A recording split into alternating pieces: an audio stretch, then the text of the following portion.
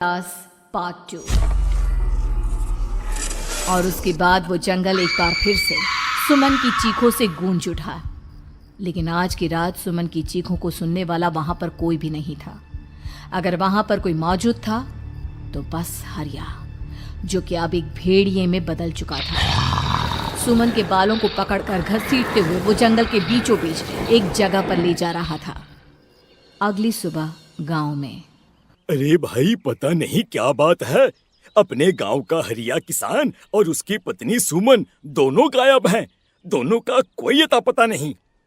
अरे कैसी बातें कर रहे हो भाई, ये कब हुआ है?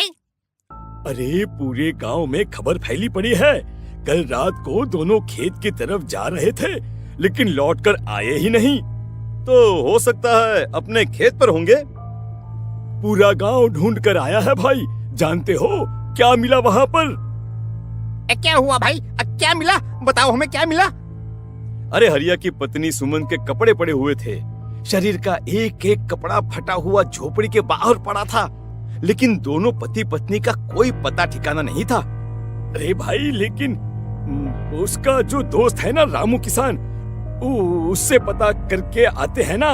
अब तक तो दोनों साथ ही खेत पर जाया करते थे। हाँ, हमें उसके घर जाना चाहिए भाई। चलो वहाँ चलते हैं, चलो। वो सारे लोग रामू के घर पर पहुंचते हैं। रामू अपने घर के बाहर बैठकर हुक्का पी रहा था। आज सारे के सारे लोग टोली बनाकर मेरे घर क्यों आ रहे हैं? क्या कोई मर गया क्या भाई? अरे कैसी बातें कर रहे हो? तुम्हारा सबसे अच्छा दोस्त हरिया और उसकी पत्नी गायब है और तुम यहाँ बैठकर हुक्का पिए जा रहे हो, हैं? रामू ने अजीब सी नजरों से उन सब गांव वालों की तरफ देखा, जिसकी वजह से वो लोग एक बार के लिए डर गए। गायब है? अरे गायब नहीं है, मुक्ति मिल गई है।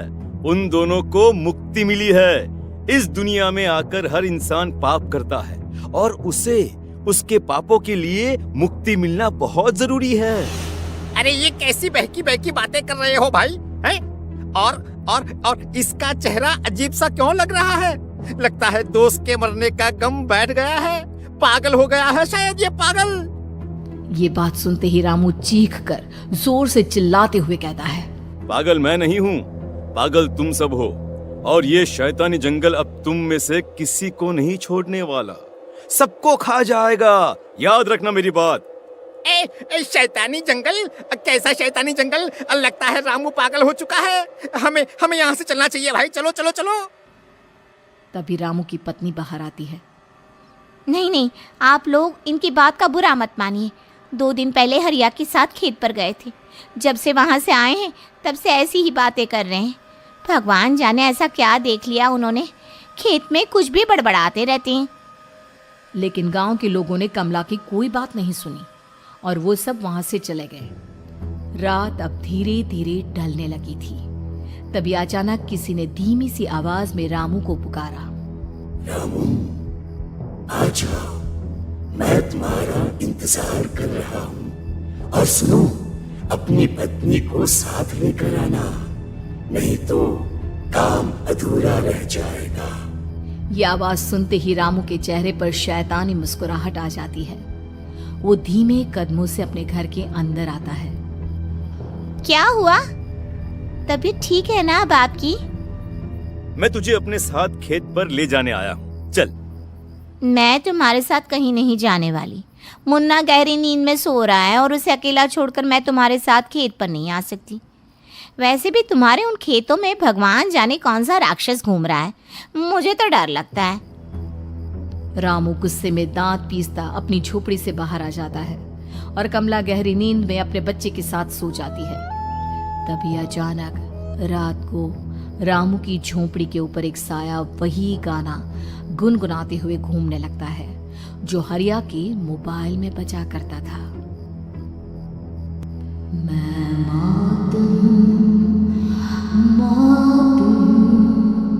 मौत जो पसरी है चारों ओर, जो आएगी कहीं से भी निगल जाएगी सबको। मैं मौत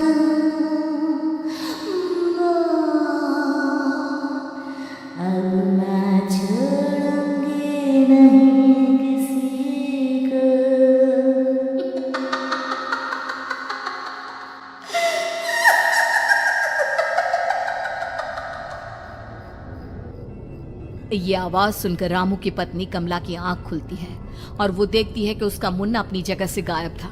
कमला चीखते हुए बाहर दौड़ कर आती है। वहां पर उसने देखा कि रामू ने अपने बच्चे को झोपड़ी के बाहर एक पेड़ से उल्टा लटकाया हुआ था और उसका बच्चा चीख चीख कर रो रहा था। वहीं दूसरी तरफ एक साया बच्चे के ठीक नीचे आग जलाकर उसके चारों तरफ हैवानों की तरफ नाच रहा था।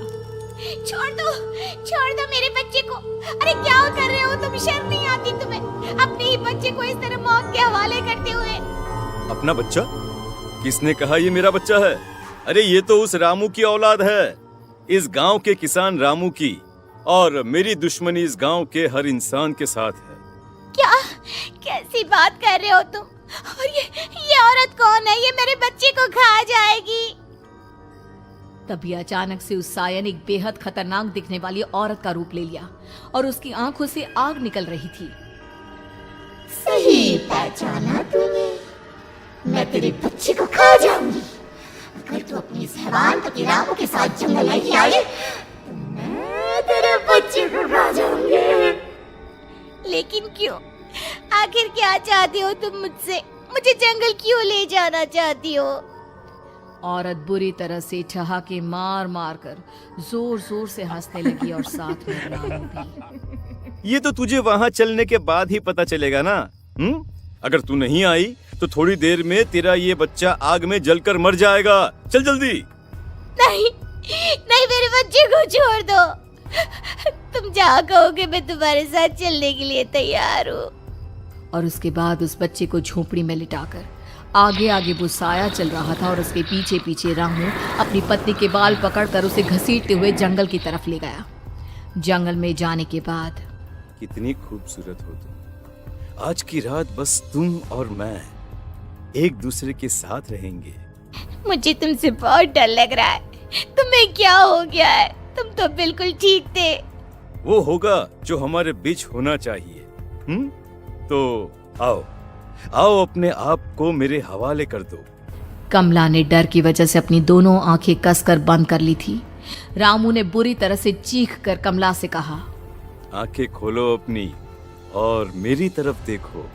कमला ने जैसे ही अपनी आंखें खोली उसने देखा कि रामू एक खतरनाक खूनी हैवान में बदल चुका था। कौन हो तुम? जाने दो मुझे। क्या चाहते हो मुझसे? वही जो एक आदमी एक औरत से चाहता है। मैं तुम्हारा पति रामू नहीं बल्कि इस जंगल का एक भेड़िया हूँ, और आज की रात तुम्हारे खून से अपनी प्यास बुझा जाऊं।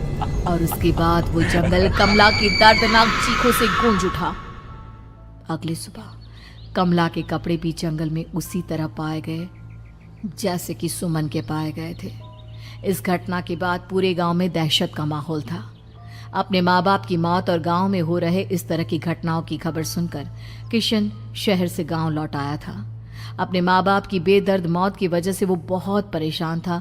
तभी अचानक उसे अपने घर में खाट के नीचे पड़ा हुआ वो मोबाइल फोन मिला जो उसने अपने पापा हरिया को गिफ्ट किया था।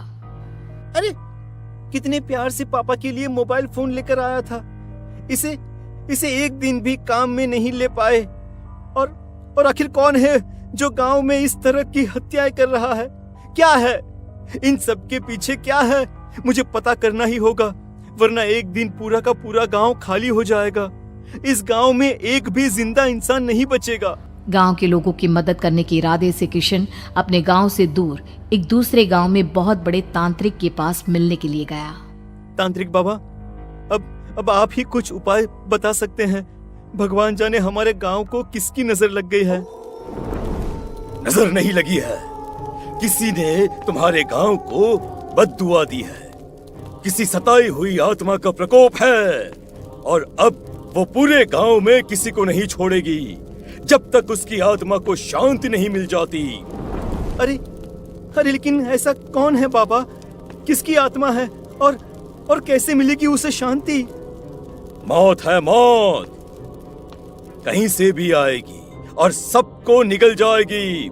इससे बचने का सिर्फ एक ही उपाय है, लेकिन उस उपाय को करना आसान नहीं होगा। जो भी उस उपाय को करने की कोशिश करेगा उसकी जान जा सकती है। भले ही मेरी जान चली जाए, लेकिन मैं अपने गांव के लोगों की जान बचाने की पूरी कोशिश करूंगा बाबा। तो ठीक है फिर, अगली अमावस की रात जैसा मैं कहता हूँ वैसा ही करना। अमावस की रात तांत्रिक के बताए अनुसार किशन अपने साथ केरोसिन लेकर जंगल की तरफ चल पड़ा। उसके हाथ में देवी के मंदिर का सिंदूर भी था। किशन जंगल के बीचों बीच पहुंचा। ये देखकर उसकी आंखें फटी की फटी रह गई। वहां एक उबलते पानी का तालाब था और कई लोगों की लाश लटक रही थी। किशन की माँ बाप की लाश भी वहीं थी। माँ, बापू, क्या हो गया? ये क्या हो गया? तभी वहां पर एक औरत और आदमी आते हैं। उन्हें देखकर किशन चौंक जाता है। गोपाल काका, आपकी तो 5 साल पहले मौत हो गई थी। और निर्मला काकी, आप? मौत तो हो गई थी, लेकिन तुम ये नहीं जानते कि हमारी मौत कैसे हुई थी। क्या कहना चाहते हैं आप? कुछ नहीं, बस ये जान लो कि अब इस गांव में कोई जिंदा नहीं बचेगा। लेकिन क्यों काकी? क्योंकि 5 साल पहले इन गांव वालों ने मुझे डायन बताकर पत्थर मार मार के मार डाला। मेरी कोई गलती नहीं थी। गांव का एक बच्चा क्या लापता हुआ, सारा इल्जाम मेरी पत्नी पे डाल दिया। और जब मैंने निर्मला की जान बचाने की कोशिश की तो मुझे भी मार डाला। आपके साथ ये बहुत गलत हुआ काकी, लेकिन आप जो कर रहे हैं वो भी सही नहीं है ना? तुम यहाँ से चले जाओ वरना तुम भी नहीं बचोगे। हमारी आत्मा पिछले 5 साल से मुक्ति के लिए भटक रही है। चले जाओ यहाँ से। मौका देखकर किशन सिंदूर उन दोनों के ऊपर डाल देता है। उनका शरीर जलने लगता है और वो भयानक तरीके से चिल्लाने लगते हैं। अगले ही पल किशन उनके ऊपर केरोसिन डाल देता है और वो दोनों जल जाते हैं। किशन अपने माँ बाप और दूसरी लाशों का अंतिम संस्कार करवाता है और अपने घर लौट आता है। लेकिन वो अभी भी इस बात से अनजान है कि मोबाइल अभी भी बज रहा था। मैं मौत हूँ।